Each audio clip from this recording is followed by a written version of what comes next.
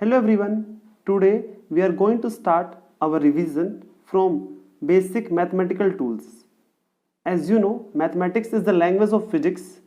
So, before going to start the physics, first we understand some basic mathematical tools. So, we will begin from algebra. अब देखो आपको algebra के अंदर mainly पढ़ना है quadratic equation के बारे में।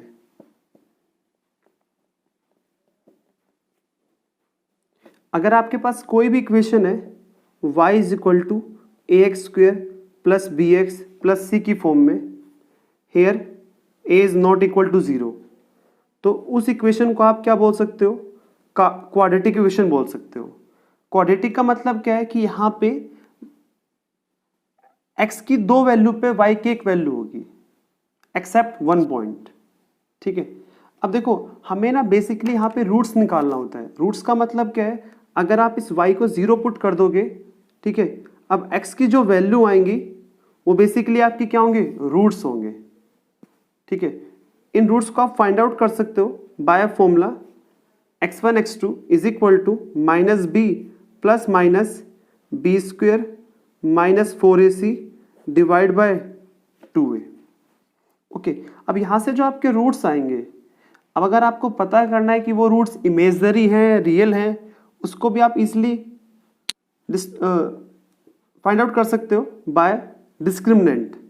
अब ये डिस्क्रिमिनेंट क्या होता है? B square minus 4ac। अगर आपका जो डिस्क्रिमिनेंट है उसकी वैल्यू ज़्यादा है 0 से, तो आप क्या बोलोगे? जो आपके रूट्स होंगे वो रियल होंगे एंड अनइक्वल होंगे। अगर d जस्ट बराबर है 0 के, तो उस केस में आपके रूट्स रियल एंड इक्वल होंगे। और अगर d की वैल्यू लेस देन 0 है, तो उस केस में जो आपके रूट्स हैं वो इमेजनरी होंगे। ठीक है, अगर आप किसी भी क्वाड्रेटिक इक्वेशन को प्लॉट करते हो ग्राफ के ऊपर, तो उसकी शेप कैसी होती है? हमेशा पैराबोला। तो आप याद रखना है, किसी भी क्वाड्रेटिक इक्वेशन का को अगर आप प्लॉट करोगे ग्राफ के ऊपर, तो हमेशा शेप कैसी होगी उसकी? पैराबोला। ठीक है, अब थोड़ा बहुत हम लोग समझते हैं ग्राफ के बारे में। देखो, मान लो मेरे पास कोई भी क्वाड्रेटिक इक्वेशन है, ठीक है, और उसका d की वैल्यू ज़्यादा है किससे? 0 से, और a इज मोर देन 0। ठीक है, अगर a इज मोर देन 0, तो आपका जो पैराबोला बनेगा उसकी ओपनिंग हमेशा ऊपर की तरफ होगी। ठीक है, तो आप अगर आपको प्लॉट करोगे इस कर्व को, तो इस तरीके से बनने वाला है। मतलब इस x1 x2 की वैल्यू पे y की वैल्यू क्या है? 0, और आपकी जो ओपनिंग है पैराबोला की वो ऊपर की तरफ है। ठीक है, ये कौन बताएगा आपको? अगर आपकी a की वैल्यू ज़्यादा होगी 0 से। ठीक है, अगर आपकी a की वैल्यू कम होगी 0 से, तो आपका जो पैराबोला बनेगा वो इस तरीके से बनेगा। If a is lesser than 0 and d is greater than 0। मतलब आप क्या देख रहे हो? यहाँ पे x1 x2 पे आपकी y की वैल्यू क्या है? 0 है। आपके रूट्स कैसे हैं? रियल हैं, अनइक्वल हैं। बट आपका जो पैराबोला का शेप है वो कैसा है? डाउनवर्ड पैराबोला है, क्योंकि आपका a इज लेस देन क्या है? 0। अगर आपका d जस्ट बराबर है किसके? 0 के, और a इज ग्रेटर देन क्या है? 0, तो आपका जो पैराबोला बनेगा वो इस तरीके से बनने वाला है। ठीक है, ओके, तो आपके देख रहे हो यहाँ पे आपके इक्वल रूट्स आ रहे हैं। इसी तरीके से अगर आपका a की वैल्यू लेस देन 0 है और d इज ग्रेटर देन 0 है, तो उस केस में जो पैराबोला बनेगा वो इस तरीके से बनने वाला है।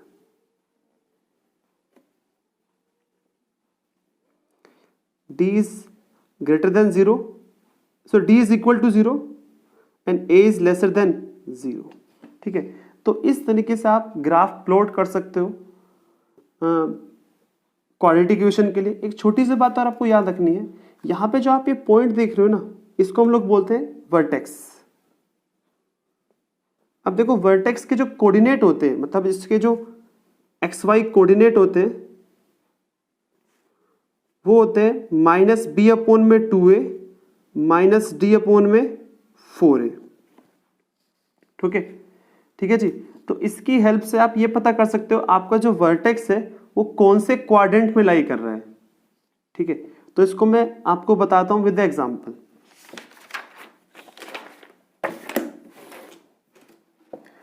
देखो मान लो मेरे पास कोई भी इक्वेशन है इस तरीके से 2x स्क्वायर प्लस में 3x माइनस 2।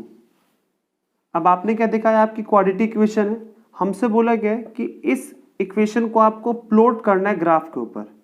ठीक है, तो सबसे पहले आप चेक करोगे कि आपके जो रूट्स आएंगे वो रियल होंगे या इमेजनरी होंगे। तो मैं लिख सकता हूं d किसके बराबर होता है, बी स्क्वायर माइनस 4ac के। b कितना है यहाँ पे 3 का स्क्वायर 9, 4 इंटू में a इंटू में c। तो यहां से मेरे पास कितना आ चुका है 4 16 प्लस 9 25। आपने क्या देखा d की वैल्यू ज्यादा है किससे, 0 से। तो आपके रूट्स कैसे, रियल है बट अनइक्वल है। अब हम लोग क्या निकालते हैं, रूट्स निकाल लेते हैं। ओके, तो फॉर्मूला क्या था, माइनस बी। यहां पे b कितना है 3 प्लस माइनस, देखो यहां पे जो मैंने लिखा था ना, एक फॉर्मूला लिखा था मैंने, minus B plus minus under root B square minus 4ac upon में 2a। ये बेसिकली क्या है, ये आपका d है। ठीक है, तो मैं इसको लिख सकता हूं रूट d अपॉन में 2a। a कितना है यहाँ पे 2, तो d की वैल्यू कितनी है यहाँ पे 25। तो यहां से मेरे पास कितना आ गया -3 प्लस माइनस 5 अपॉन में 4। इसका मतलब जो मेरे पास वैल्यू आई है वो क्या है, देखो एक बार मुझे 5 को प्लस लेना पड़ेगा, एक बार माइनस लेना पड़ेगा। तो यहां से मेरे पास आ जाएगा 1 अपॉन में 2 और -8 अपॉन में 4 मतलब -2। मतलब इन x की वैल्यूज पे मेरे y की वैल्यू क्या है 0। ठीक है, और आपने क्या देखा आपका a का वैल्यू ज्यादा है किससे, 0 से। तो आपका पैराबोला कैसा बनेगा, अपवर्ड, मतलब उसकी ओपनिंग ऊपर की तरफ होगी। अब हमारा लास्ट पॉइंट बच गया वर्टेक्स वाला। ठीक है, इसको बताता हूं क्यों जरूरत पड़ रहा है इसका। देखो भाई आपने क्या देखा कि जो मेरा पैराबोला है वो इन 2 पॉइंट से पास हो रहा है। एक पे तो x की वैल्यू क्या है हाफ, और एक में x की वैल्यू क्या है -2। मतलब आपका पैराबोला कुछ इस तरीके से बनने वाला है। ठीक है, बट आपको ये नहीं पता कि आपका जो वर्टेक्स वाला पॉइंट है वो 3rd में लाई करेगा कि 4th में लाई करेगा। उसको कौन बताएगा, आपका वर्टेक्स। अब वर्टेक्स क्या होता है, -b अपॉन में 2a माइनस d अपॉन में 4a। अब b कितना है यहाँ पे, b कितना है 3, a कितना है 2, d कितना है 25, a कितना है 2। तो यहां से मेरे पास कोऑर्डिनेट क्या आ गए, -3 अपॉन में 4 -25 अपॉन में 8। तो मतलब ये दोनों वैल्यू कैसी है, नेगेटिव। इसका मतलब जो आपका वर्टेक्स है वो लाई कहाँ कर रहा है, हमारे 3rd क्वाड्रेंट में। ठीक है, तो आपका जो वर्टेक्स होगा वो वाला कुछ पॉइंट होगा, इस तरीके से आपका शेप बनेगा पैराबोला का। ओके, तो इस तरीके से आप अपना किसी भी क्वाड्रेटिक इक्वेशन को प्लॉट कर सकते हो ग्राफ के ऊपर। ठीक है, हम एक एग्जांपल और ले लेते हैं।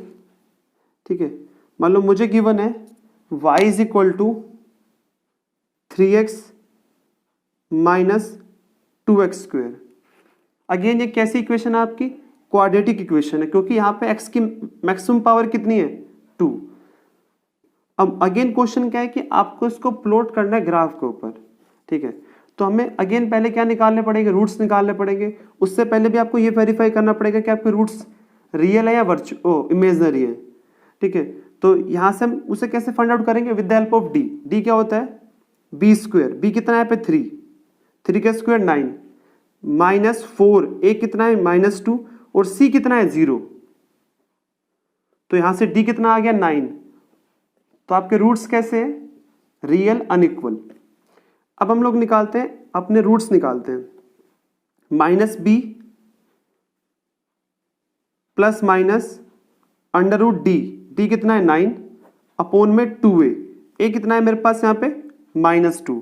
जब आप इसको सिंप्लीफाई करोगे तो कुछ ये आने वाला है, देखना। अगर एक बार हम लेंगे +3 तो वैल्यू मेरी क्या आएगी 0। अगर लूँ -3 तो वैल्यू कितनी आएगी मेरे पास 3/2। ठीक है। जब आप इसको प्लॉट करोगे तो आपके देखोगे एक तो ये पॉइंट आ गया जहां पे x की वैल्यू 0 है, और एक पॉइंट मेरा ये आ गया जहां पे x की वैल्यू क्या है 3/2। मतलब आपका जो पैराबोला है वो इन्हीं पॉइंट से पास होने वाला है। और आपने क्या देखा, a नेगेटिव है, मतलब a इज लेस देन क्या है 0, तो आपका पैराबोला कैसा बनेगा, डाउनवर्ड। तो जब आप पैराबोला ड्रॉ करोगे, ठीक है, तो इस तरीके से बनने वाला है। अब आपको एक पॉइंट और निकालना पड़ेगा अपना वर्टेक्स। वर्टेक्स क्या होता है, -b अपॉन में 2a, एक कितना है -2, माइनस d कितना है 9 अपॉन में 4a। ठीक है, तो अगेन ये वैल्यू मेरे पास कैसे आ रही है, पॉजिटिव आ रही है, और ये कितना है 3/4, और ये कितना है 9/8। मतलब ये पॉइंट्स कहाँ पे लाई करेंगे, हमारे फर्स्ट क्वाड्रेंट में। तो आप बोल सकते हो आपका जो पैराबोला बनेगा कुछ इस तरीके से बनेगा।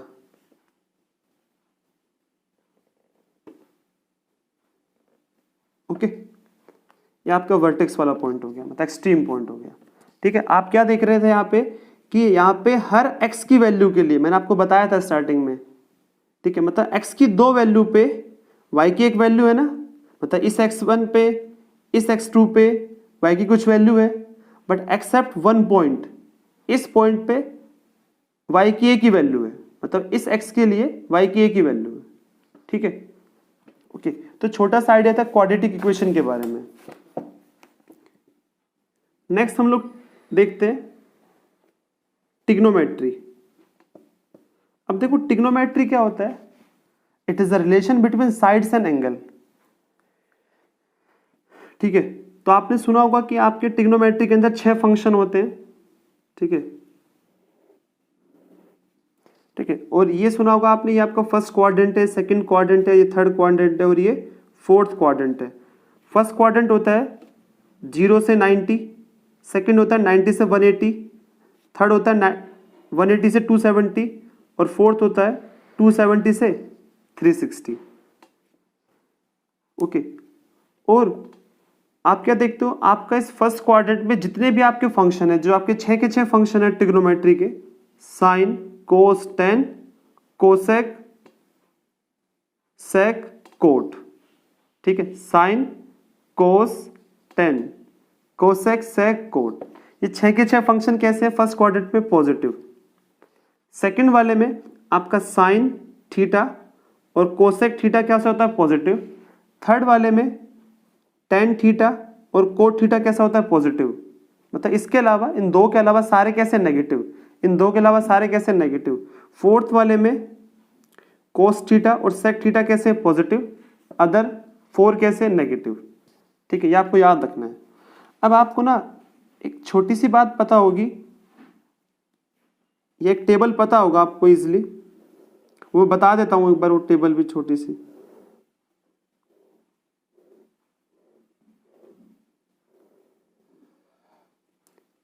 यहां पे मेनली एंगल है, मतलब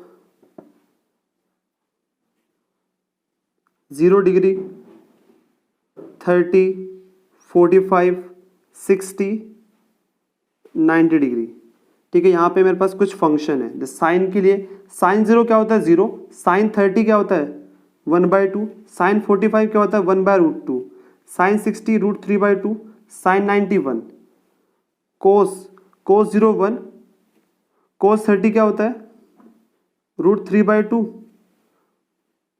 कोस 45 1/√2, और कोस 60 1/2, और कोस 90 क्या होता है, 0। ठीक है, अब देखते हैं टेन थीटा। आपने पढ़ा होगा टेन क्या होता है, साइन अपॉन कोस। तो जब साइन अपॉन कोस करके देखो, 0 अपॉन समथिंग क्या होता है, 0। हाफ अपॉन में √3/2, तो क्या बचा, 1 अपॉन में √3। ऐसे यहाँ क्या बचेगा, 1। इसका रेशियो करोगे तो क्या आएगा यहाँ से, √3। 1 अपॉन 0 क्या होता है, इनफाइनाइट। ठीक है, ये आपको कुछ वैल्यूज पता होंगी। ठीक है, अब ना हमें 90 तक तो वैल्यू याद है, बट अगर हमारा एंगल ज़्यादा होगा 90 से तो हम लोग कैसे फाइंड आउट करेंगे, वो हम देखते हैं। ठीक है, आपको उसके लिए ना छोटी सी बात याद रखनी होगी कि आपका जो, अगर आप लिखते हो 90 प्लस माइनस थीटा, ठीक है, या 270 प्लस माइनस थीटा, तो आपका जो फंक्शन है वो चेंज होगा। मतलब मतलब क्या है इसका कि अगर आपका फंक्शन है साइन में तो वो कन्वर्ट हो जाएगा कोस में, कोस में है तो साइन में हो जाएगा, अगर टेन में है तो कोट में हो जाएगा, अगर कोट में है तो टेन में हो जाएगा, अगर कौन सा बच गया, हाँ कोसेक, कोसेक में है तो वो सेक में हो जाएगा, अगर सेक में तो वो कोसेक में हो जाएगा कन्वर्ट, अगर 90 प्लस माइनस है 270 प्लस माइनस है, अगर 180 प्लस माइनस है या 360 प्लस माइनस है तो आपका फंक्शन कैसा रहेगा, अनचेंज। एक छोटी सी बात याद रखनी है आपको, मतलब फंक्शन अगर साइन है तो साइन ही रहेगा, कोस है तो कोस ही रहेगा, टेन है तो टेन ही रहेगा। तो आपको छोटी सी दो बात याद रखनी है, इससे आप किसी भी एंगल की वैल्यू निकाल सकते हो इन फंक्शन की। देखते हैं हम लोग कुछ वैल्यू ले लेते हैं। मान लो मुझसे पूछा गया कोस 120, तो सबसे पहले चेक करो कि क्वाड्रेंट कौन सा है। 120 मतलब मोर देन 90, मतलब आपको सेकंड क्वाड्रेंट में, सेकंड क्वाड्रेंट में कोस कैसा होता है, नेगेटिव, तो एक नेगेटिव आ जाएगा पहले। अब कोस को आप 120 को क्या लिख सकते हो, 90 प्लस 30, ये लिख सकते हैं ना। अभी मैंने बताया था देखो 90 प्लस माइनस थीटा हो तो आपका फंक्शन चेंज हो जाएगा, ठीक है, मतलब कोस किस में चेंज हो जाएगा, साइन में चेंज हो जाएगा।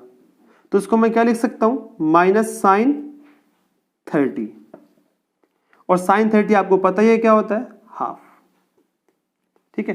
तो इस तरीके से आप वैल्यू निकाल सकते हो। एक दो एग्जांपल और लेते हैं हम लोग। अगर मुझे निकालना है कोस 150, कोस 150 क्या होता है, देखो पहले अगेन चेक करोगे कि आपका जो फंक्शन है उस क्वाड्रेंट में पॉजिटिव है नेगेटिव है, तो आपने देखा भाई नेगेटिव है। अब कोस 150 को आप क्या लिख सकते हो, 90 प्लस 60 लिख सकते हो, अगेन 90 प्लस माइनस है यहाँ पे कुछ, तो फंक्शन चेंज होगा, कोस चेंज होगा साइन में, तो माइनस साइन थीटा कितना है यहाँ पे 60 डिग्री, तो कितना आ गया √3/2, ठीक है। या फिर आप इस चीज को ना इस तरीके से भी लिख सकते थे, देखो माइनस कोस 150 को मैं लिख सकता हूं 180 माइनस 30 डिग्री। 180 पे क्या होता है, अनचेंज, मतलब फंक्शन कोस ही रहने वाला है बाद में भी, मतलब माइनस कोस 30 डिग्री, और कोस 30 कितना होता है, अगेन वही √3/2। तो चाहे भले आप 180 से करो, 180 प्लस माइनस करो या 90 प्लस माइनस करो, अगेन आंसर सेम ही आने वाला है, ठीक है। एक तो आप एग्जांपल ले सकते हो, जैसे मान लो मेरे पास है 10 300। अब देखो 10 300 को पहले चेक करना पड़ेगा कि फंक्शन कौन से क्वाड्रेंट में है, मतलब 270 तो यहां तक हो गया था, मतलब आप कहां चुके हो, फोर्थ में, और फोर्थ में 10 कैसा है, नेगेटिव, तो इसको मैं लिखूंगा भाई नेगेटिव। अब 300 को लिख सकते हो आप 270 प्लस 30, 270 मतलब फंक्शन चेंज, 10 चेंज होगा कोट के अंदर, ठीक है, कोट थीटा, थीटा कितना है यहाँ पे 30 डिग्री, और कोट 30 कितना होता है √3, ठीक है। आपको पता होगा कि जो 1060 होता है, जो 1060 होता है वही क्या होता है, कोट 30 होता है, ठीक है। तो ये कुछ आइडिया था हमारा ट्रिग्नोमेट्री के बारे में। एक दो चीजें और याद रखनी है आपको। देखो हम लोग क्या मानते हैं कि जो हम लोग कभी भी एंगल लेते हैं वो हमेशा पॉजिटिव लेते हैं अगर आपका एंगल किस डायरेक्शन में, एंटी क्लॉकवाइज डायरेक्शन में, मतलब एंगल अगर एंटी क्लॉकवाइज डायरेक्शन में तो पॉजिटिव होगा, अगर एंगल है क्लॉकवाइज डायरेक्शन में तो कैसा होगा, नेगेटिव। ये छोटी सी बात आपको याद रखनी है इसमें, ठीक है, ओके।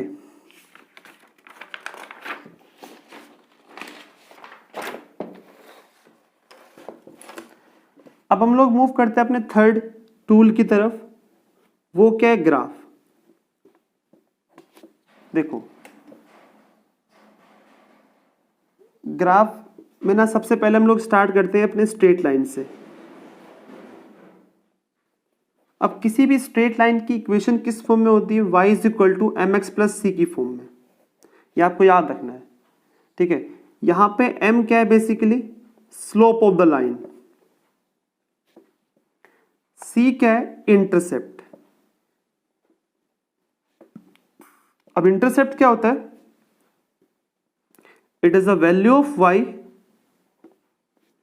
when x is 0, मतलब ये y की वैल्यू है जब हमारा x की वैल्यू क्या है 0। इसको हम लोग समझते हैं अच्छी तरह। देखो मान लो मेरे पास कोई भी एक स्ट्रेट लाइन है इस तरीके से, ठीक है, ओके। अब ये एंगल मान लो कितना है मेरे पास थीटा, तो इसको हम लोग क्या बोल रहे हैं, इस थीटा को स्लोप एंगल। अब स्लोप एंगल क्या होता है, it is the angle made by straight line with the positive x direction. ये आपको याद रखना है, हमेशा एंगल किसके बिहाफ पे देखना है आपको, पॉजिटिव एक्स डायरेक्शन के बिहाफ पे, ठीक है, ओके। अब नेक्स्ट है सी। सी बेसिकली क्या है, जब x की वैल्यू 0 है, x की वैल्यू 0 यहाँ पे, इस टाइम पे जो y कोऑर्डिनेट है आपका, यही क्या होता है आपका c। It is the value of y when x is 0। उसी को हम लोग क्या बोल रहे हैं यहाँ पे, इंटरसेप्ट बोल रहे हैं, ठीक है यहाँ तक। और अगर मान लो आपको किसी का स्लोप निकालना है, देखो स्लोप का मतलब क्या होता है कि आपकी जो स्ट्रेट लाइन है, ठीक है, वो कितना, उसका एलिवेशन कितना है, ठीक है। जैसे से आपका एलिवेशन बढ़ता जाएगा, जैसे से आप 90 की तरफ मूव करोगे, वैसे वैसे आपका स्लोप भी क्या होगा, इंक्रीज होगा, ठीक है। ये तो इसका होगा फिजिकल मतलब। अब देखो स्लोप होता क्या है, change in y with respect to x। मतलब अगर मैं x में 1 जाऊंगा तो y में जितना चेंज आएगा वही मेरा क्या होगा, स्लोप, ठीक है भाई। आप ऐसे तो लिखते हो, डेल्टा y क्या होता है, y2 माइनस y1 अपॉन में x2 माइनस x1। अगर चेंज इन x कितना है 1, ठीक है, जितना मेरा y में चेंज आएगा वो किसको बराबर होगा, मेरे स्लोप के बराबर होगा, ठीक है। ये छोटी सी बात आपको याद रखनी है, ठीक है। तो अगर आपको ये दो बातें याद रहेगी कि इंटरसेप्ट क्या होता है, स्लोप क्या होता है, तो आप इजीली किसी भी लाइन की इक्वेशन लिख सकते हो, ठीक है। हम एग्जांपल ले लेते हैं। मान लो मेरे पास कोई भी एक स्ट्रेट लाइन है इस तरीके से, ठीक है, आपको ना इसकी इक्वेशन लिखनी है। तो हमें तो भाई इक्वेशन लिखनी है इस फॉर्म में भाई। अब ये एंगल मान लो कितना है, थीटा, ठीक है। तो मैं लिख सकता हूं इस ट्रिग्नोमेट्री से कि ये क्या है, इस राइट एंगल ट्रायंगल का परपेंडिकुलर, और ये क्या है, बेस। हम लोगों ने पढ़ा था कि टेन थीटा क्या होता है, परपेंडिकुलर अपॉन में बेस, लिख सकते हैं ना हम लोग, ठीक है।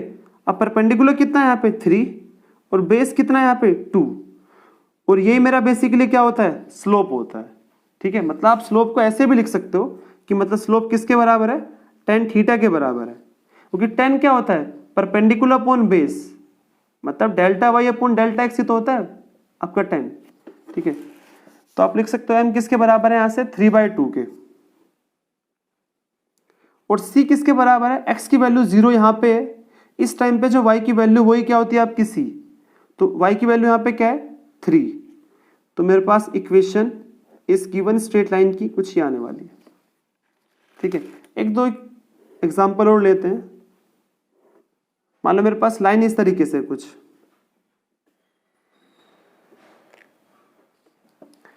ओके। अब देखो अब मुझे इसकी इक्वेशन लिखनी है, मुझे तो इस फॉर्म में लिखना है, y equal to m x plus c की फॉर्म में। सबसे पहले देखते हैं c कितना है इसका, x की वैल्यू 0 यहाँ पे, तो इस टाइम पे y कोऑर्डिनेट कितना है -3, तो c की वैल्यू कितनी है -3। अब रह गया मेरे पास m निकालना है मुझे, m क्या होता है tan थीटा। अब देखो मुझे तो पता है कि जो थीटा होता है वो हमेशा ये वाला एंगल होता है, theta is the angle made by straight line with the positive x direction, ठीक है। आप ये बात बोल सकते हो जो थीटा ये होगा वही थीटा ये वाला भी होगा, ये दोनों कैसे मेरे, ये दोनों एंगल सेम होने वाले हैं मेरे। तो मैं लिख सकता हूं कि इस राइट एंगल ट्रायंगल में भाई ये क्या होगा आपका बेस, ये क्या होगा परपेंडिकुलर, तो मैं लिख सकता हूं 3 अपॉन में बेस कितना है 3, तो यहां से मेरे पास tan थीटा कितना आ जाएगा 1, तो स्लोप कितना आ गया 1। तो इक्वेशन क्या होगी मेरे पास -x, क्योंकि m की वैल्यू कितनी, सॉरी प्लस, m की वैल्यू कितनी है +1 x -3, ओके। देखो मान लो मेरे पास कोई भी इक्वेशन इस फॉर्म में गिवन है, सॉरी लाइन इस फॉर्म में गिवन है, मुझे इसकी इक्वेशन लिखनी है।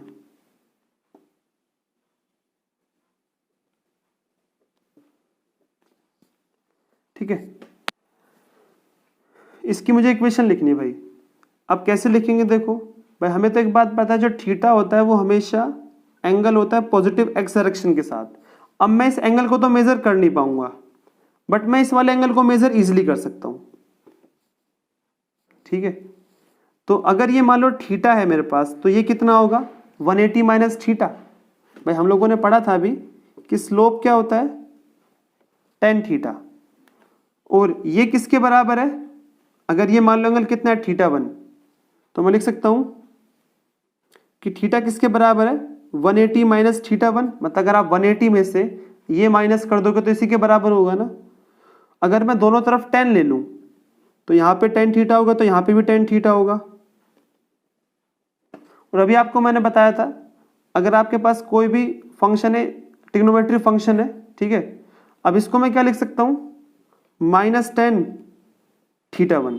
माइनस क्यों लिखा, क्योंकि tan मेरा सेकंड क्वाड्रेंट में है, और सेकंड में tan कैसा होता है नेगेटिव, और यहाँ पे 180 है, 180 मतलब फंक्शन अनचेंज, यहाँ पे भी tan रहने वाला है, ठीक है। तो मेरे पास जो स्लोप है मतलब tan थीटा वो किसके बराबर आ चुका माइनस tan θ1 के। अब देखो tan θ1 में निकाल सकता हूँ इजिली इस ट्रायंगल से। सो tan θ1 किसके बराबर होगा परपेंडिकुलर अपॉन में बेस, बेस कितना है 4, तो यहां से मेरे पास स्लोप कितना आ गया -3 अपॉन में 4। अब इक्वेशन किस फॉर्म में होनी चाहिए मेरे पास, y is equal to m x plus c कितना है यहाँ पे 3। तो इस तरीके से आप किसी भी स्ट्रेट लाइन की इक्वेशन लिख सकते हो, ठीक है। हम आगे देखते हैं, ग्राफ में कंटिन्यू कर रहे हैं। अब हम लोग देखते हैं नेक्स्ट है हमारा पैराबोला। आपको मैंने बताया भी था किसी भी क्वाड्रेटिक इक्वेशन का ग्राफ हमेशा कैसा होता है पैराबोला। अब पैराबोला के लिए हम जनरल पैराबोला की बात कर रहे हैं अभी, ठीक है। ओके, अगर मेरे पास है कुछ y इज इक्वल टू के एक्स स्क्वेयर, ठीक है, तो आप क्या देख रहे हो, भले चाहे आपकी x की वैल्यू नेगेटिव हो या पॉजिटिव, y की वैल्यू हमेशा कैसे आने वाली है पॉजिटिव। तो इसके लिए ग्राफ कुछ इस तरीके से बनेगा, पैराबोला इस तरीके से बनने वाला है।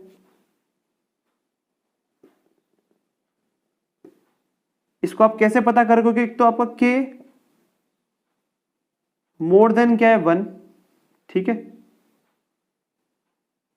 मोर देन 1 है,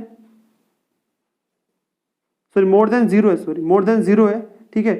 और दूसरी बात क्या है, भले आपकी चाहे x की वैल्यू नेगेटिव हो या पॉजिटिव हो, y की वैल्यू हमेशा कैसे आने वाली है पॉजिटिव आने वाली है, ठीक है। इसको हम लोग बोलते हैं अपवर्ड पैराबोला, आपको मैं बता भी चुका हूं वैसे। अगर मेरे पास कोई भी इक्वेशन है y is equal to minus K X square, इसको मुझे प्लॉट करना है, तो आपका ग्राफ कुछ इस तरीके से बनेगा, क्योंकि आपका जो k है वो लेस देन क्या है 0, मतलब इसका जो कोफिशिएंट है वो लेस देन क्या है 0। इसी वजह से आपका जो पैराबोला बनेगा वो डाउनवर्ड डायरेक्शन में बनेगा। मतलब मैं a को बोल रहा हूं यहाँ पे, basically coefficient of x square क्या होता है मेरा a यहाँ पे आपका क्या है माइनस के, मतलब लेस देन 0 है, तो इस वजह से आपका जो पैराबोला बन रहा है वो नीचे की तरफ बन रहा है, मतलब डाउनवर्ड पैराबोला बन रहा है। अगर मेरे पास इक्वेशन है x is equal to Y square, मतलब के वाई स्क्वेयर, अब आप क्या देख रहे हो, चाहे y की वैल्यू पॉजिटिव हो नेगेटिव, आपका x हमेशा पॉजिटिव आएगा, तो ग्राफ कुछ इस तरीके से बनने वाला है। इसको हम लोग बोलते हैं राइटवर्ड पैराबोला। अगर आपके पास इक्वेशन है y is equal to minus K Y square, तो पैराबोला इस तरीके से बनने वाला है, ठीक है। तो इनका बहुत कम यूज होगा, बट आप एक बार देख लेना इनको, ठीक है। अब जो मेन आता है हमारा वो आता है हाइपरबोला। बहुत देखो, अगर आपके पास कोई भी फंक्शन है इस फॉर्म में x y is equal to constant, c यहाँ पे कोई भी कॉन्स्टेंट है, तो इसको मैं लिख सकता हूं y is inversely proportional to x, ठीक है। तो जब आप इसको प्लॉट करते हो ग्राफ के ऊपर, तो हमेशा आपका एक रेक्टेंगुलर हाइपरबोला ड्रॉ होता है इस तरीके से। देखो आप क्या देखते हो, जब x की वैल्यू क्या है 0, तो y की वैल्यू क्या हो जाएगी इन्फिनिटी, और जब x की वैल्यू क्या हो जाएगी इन्फिनिटी, तो y की वैल्यू क्या हो जाएगी 0। मतलब ये वैल्यू कहां तक जा रही है, इनफाइनाइट तक जा रही है। ठीक है, तो आपको याद रखना अगर मेरे पास कोई भी फंक्शन है इस फॉर्म में तो हमेशा ग्राफ कहाँ ऐसे बनने वाला है। देखो ग्राफ क्यों इंपॉर्टेंट है, कई बार आपके ना क्वेश्चन डायरेक्टली ग्राफ के ऊपर ही पूछ लेता है वो। ठीक है, आपको कोई भी ग्राफ दे देगा तो आपको बस जस्ट रिलेट करना होता है उसको। ओके, तो अब हम लोग आगे देखते हैं, थोड़ा बहुत हम लोग सर्कल के बारे में भी देख लेते हैं। वैसे अगर मेरे पास कोई भी सर्कल है तो उसकी हमेशा इक्वेशन होती है X square plus Y square is equal to are square के फॉर्म में।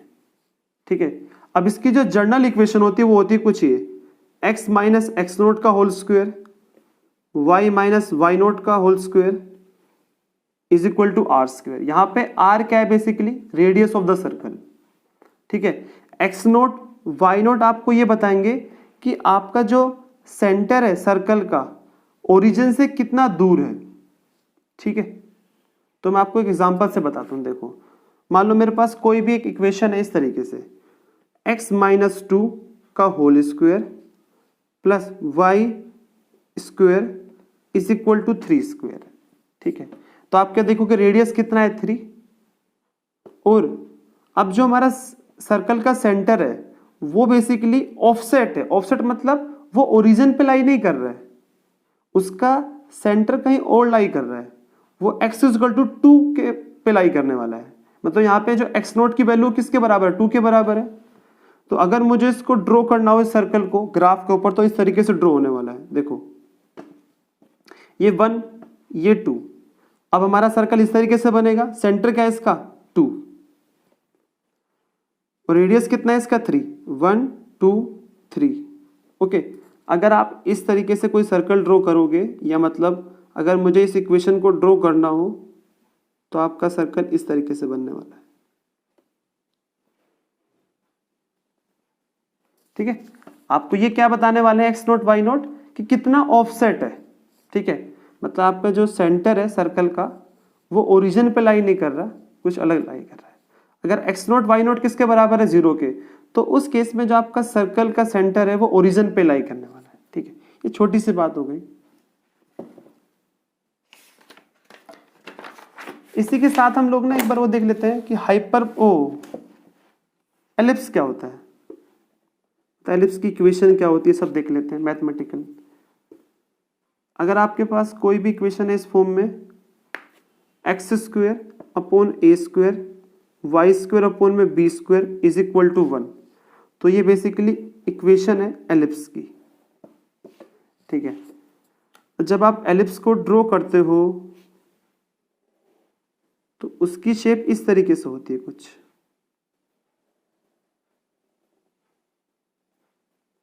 ठीक है,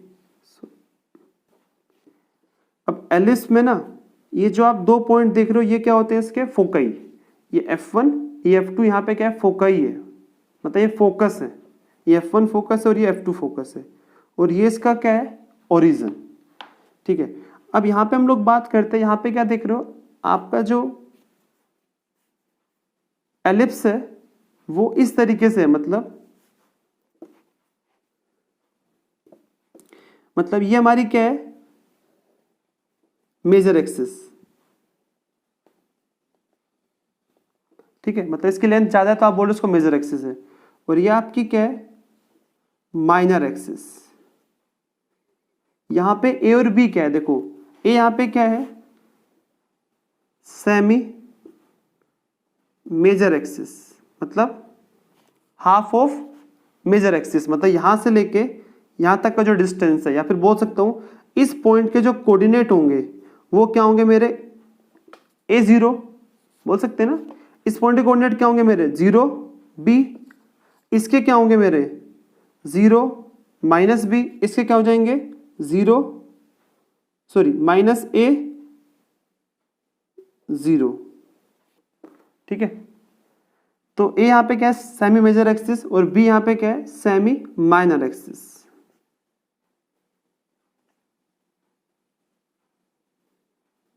ठीक है, तो छोटी सी बात आपको याद रखनी है ये ग्राफ का टॉपिक में। अब देखो, अगर मान लो मुझे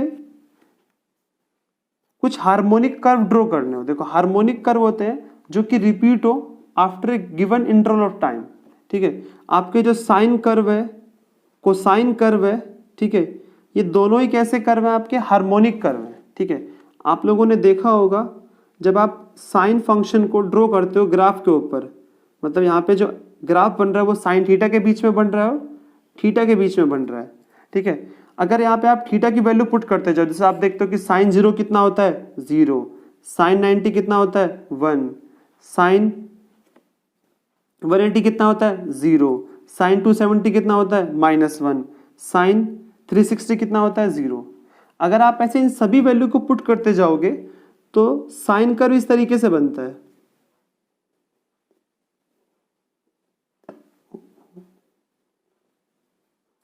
ये बेसिकली हमारी क्या है, साइन कर्व, मतलब ऐसे ये जो ग्राफ ऐसे कर्व आगे तक कंटिन्यू रहती है, मतलब इसी वजह से इनको क्या बोलते हैं हम, हार्मोनिक कर्व बोलते हैं, मतलब जो रिपीट हो after a given interval of time. इसी तरीके से आपकी कोसाइन कर्व भी होती है, ठीक है। कोसाइन में आपको पता है कि कोस 0 क्या होता है 1, कोस 90 0, कोस 180 -1, कोस 270 0, कोस 360 1, ठीक है। अगर आप इन सभी पॉइंट्स को मीट कर दोगे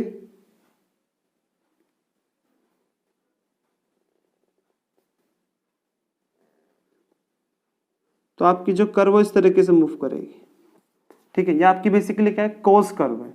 अगेन ये भी हार्मोनिक है, ठीक है। आप क्या देख रहे हो, इस टाइम इंटरवल के बाद ये जो कर्व है, ये जो ग्राफ है वो रिपीट हो रहा है, ठीक है। तो इस बार क्या बोल रहे हैं, इनको हम लोग हार्मोनिक कर्व बोल रहे हैं, ठीक है। ये छोटा सा आइडिया था हमारा ग्राफ के बारे में। अब हम लोग देखते हैं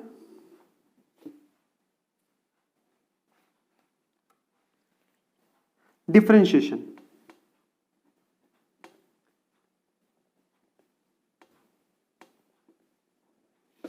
देखो डिफरेंशिएशन ना आपको देता क्या, पहले ये समझ लो, वो आपको हमेशा इंस्टेंटेनियस चेंज देगा।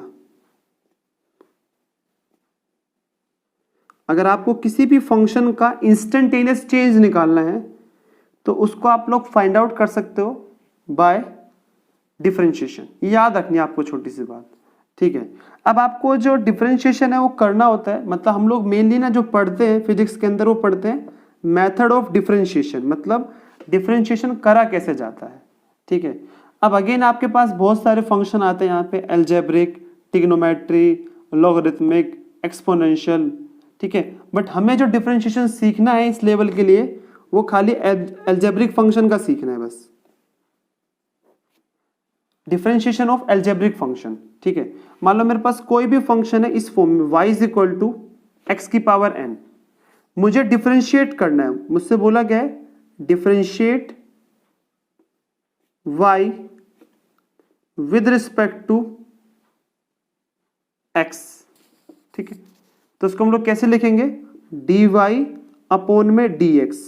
ये लिखने का तरीका है, मतलब हमें डिफरेंशिएट करना है y को विद रिस्पेक्ट टू x, मतलब x यहां पे क्या है, वेरिएबल, ठीक है। ओके, तो जब आप इसको डिफरेंशिएट करोगे तो करा कैसे जाता है डिफरेंशिएशन देख लेते हैं भाई। जो आपकी पावर है वो आगे आ जाएगी, पावर क्या है इसकी n, ठीक है, और पावर से क्या हो जाएगा, कम हो जाएगा आपका, ठीक है। तो ये मेथड ऑफ डिफरेंशिएशन है अलजेब्रिक फंक्शन का, पावर आगे और पावर से क्या कम हो गया, ठीक है। इसको हम लोग करते हैं, यूटिलाइज करते हैं कुछ एग्जांपल्स में। जैसे मान लो मुझे गिवन है y = x³ + x², ठीक है। मुझे इसे डिफरेंशिएट करना है तो क्या लिखूंगा मैं, dy/dx, ठीक है। अब इसकी पावर कितनी है 3 तो आगे आ जाएगा और ऊपर से क्या हो गया, कम हो गया, तो ऊपर कितना बचा 2। सिमिलरली ये पावर आगे और ऊपर से कम हो गया, ठीक है। तो यहां से मेरे पास क्या बच गया, 3x² प्लस में 2x। ठीक है, तो इस तरीके से आप डिफ्रेंशिएट कर सकते हो। अगर मेरे पास मान लो कोई भी फंक्शन है इस फॉर्म में y is equal to 3x square plus 7x plus 1, तो इसका डिफ्रेंशिएशन क्या होगा? पावर आगे, पावर कितनी आगे जाएगी 2, और पावर से एक कम हो गया। सिमिलरली यहाँ पे पावर कितनी है 1, और जब पावर में से आप एक कम करोगे तो अब रिमेनिंग पावर कितनी बचेगी यहाँ पे 0। अब देखते हैं यहाँ पे 1 को। अब देखो मैंने बताया था आपको डिफरेंशिएशन क्या देगा, आपको हमेशा इंस्टेंटेनियस चेंज देगा। क्या कभी 1 में कोई चेंज आ सकता है? 1 तो आज जो है वो कल भी वही रहने वाला है, हर एक टाइम पे 1 की वैल्यू तो सेम रहने वाली है, ठीक है। तो 1 एक क्या है कांस्टेंट, तो किसी भी कांस्टेंट का डिफरेंशिएशन क्या होता है 0, ये आपको याद रखना है। अगर कोई चीज कांस्टेंट ही हो गई तो उसमें चेंज क्या आएगा 0, ठीक है। तो आप लोग लिख सकते हो dy अपॉन dx किसके बराबर है 6x प्लस 7 के, क्योंकि x की पावर 0 क्या होता है 1, ठीक है। तो इस तरीके से आप डिफरेंशिएट करते हो किसी भी अलजेब्रिक फंक्शन का, ठीक है। मान लो अगर मेरे पास कोई भी ऐसे फंक्शन दे दे 3a x square plus b x square plus 5, ठीक है। मुझसे बोला गया कि इसे आप 2 टाइम्स डिफरेंशिएट करो। 2 टाइम्स मतलब देखो डिफरेंशिएशन को हम ऐसे भी लिख सकते हैं y डैश, डैश कैसे रिप्रेजेंट करता है हमारा डिफरेंशिएशन, मतलब मुझसे पूछा गया है फाइंड y डबल डैश, मतलब आपको इसको 2 बार डिफरेंशिएट करना होगा। तो जब आप इसको 2 बार डिफरेंशिएट करोगे तो क्या लिखोगे dy अपॉन dx, पहले हम कर रहे हैं 1 टाइम, तो पावर आगे आ गई तो 6a x की पावर 1, अगेन ये पावर आगे आ जाएगी तो 2b x की पावर 1 प्लस में 0, क्योंकि 5 का क्या होता है 0। जब इसको आप फर्दर डिफरेंशिएट करोगे तो क्या आएगा डी स्क्वेयर वाई अपॉन में डी एक्स स्क्वेयर, तो ये कितना आ जाएगा 6a, क्योंकि यहाँ पे पावर कितनी है 1, ये पावर आगे आएगी और ऊपर से क्या हो जाएगा कम। सिमिलरली ये पावर आगे आई और ऊपर से क्या हो गया कम, तो यहाँ पे क्या बचेगा मेरे पास 6a प्लस में 2b, यही हमारे पास क्या है डबल डेरिवेटिव ऑफ y, ठीक है। ये बहुत ही छोटा सा आइडिया था डिफरेंशिएशन के बारे में। आपको याद रखना है डिफरेंशिएशन क्या देता है आपको, हमेशा इंस्टेंटेनियस चेंज देता है, ठीक है। अब हम लोग देखते हैं इंटीग्रेशन।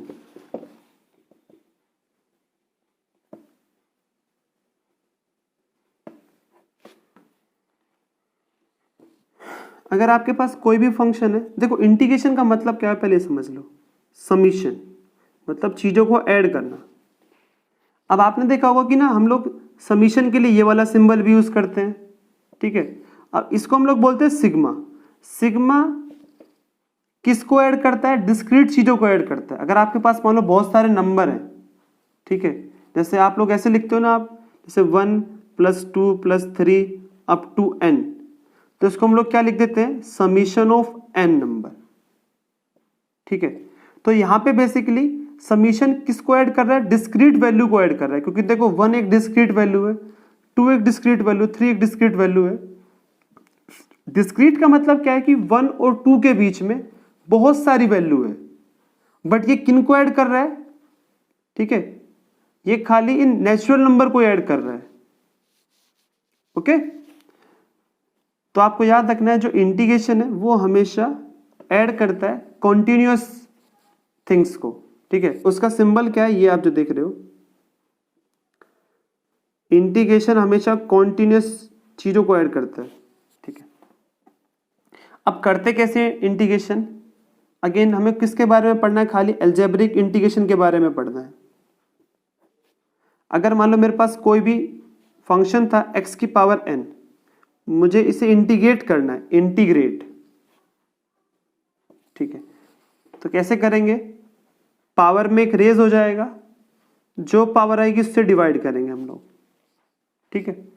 पावर में एक इंक्रीज हुआ, जो पावर है उससे डिवाइड कर दिया, ओके। तो ऐसे कर मान लो मेरे पास कोई भी फंक्शन है इस फॉर्म में x की पावर 3, मुझे इसको इंटीग्रेट करना है x के रिस्पेक्ट में, तो यहाँ पे क्या हो जाएगा x की पावर 4/4, ठीक है। तो ये मेरे पास क्या आ चुका है, इंटीग्रेशन आ चुका है। ओके, कई बार आपको ना कुछ लिमिट्स भी गिवन होगा, देखो आपको बोल देगा कि मेरे पास कोई भी फंक्शन है इस तरीके से x is equal to integration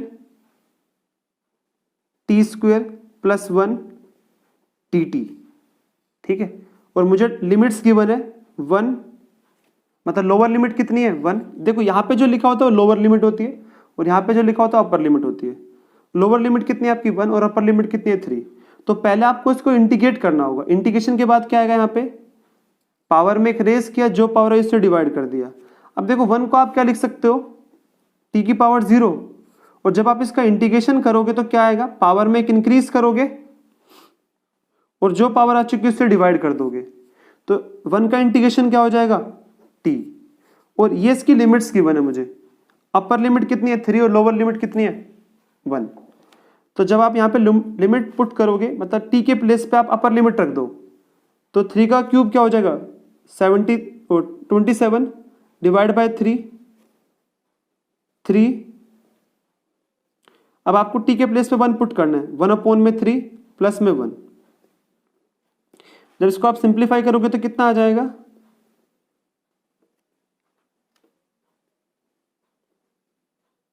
ठीक है, कुछ ही आने वाला है हमारे पास,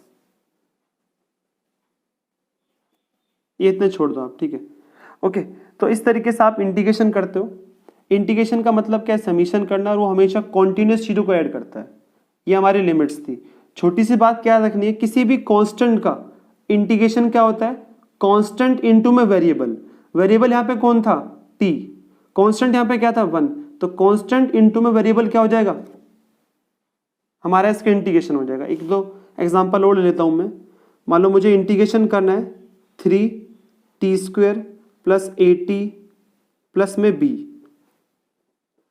इसे इंटीग्रेशन करना है। मैं लिमिट्स नहीं दे रहा, बट लिमिट्स में आपको करना क्या है, अपर लिमिट रखना है माइनस लोअर लिमिट प्लेस करना है वेरिएबल की जगह, ठीक है। इसका इंटीग्रेशन कैसे करोगे, पावर में एक रेस करोगे और जो पावर आएगी इससे डिवाइड कर दोगे। ऐसे ही इसकी पावर कितनी है 1, पावर में एक रेस किया, जो पावर से डिवाइड कर दिया उससे। अब यहाँ पे लिख रहा है b एक कांस्टेंट है। किसी भी कांस्टेंट का इंटीग्रेशन क्या होता है, कांस्टेंट इनटू में वेरिएबल। वेरिएबल यहाँ पे कौन है t, ठीक है। तो ये हमारे पास क्या आ चुका है, integration of this given function, ठीक है। तो ये छोटा सा आइडिया था इंटीग्रेशन के बारे में।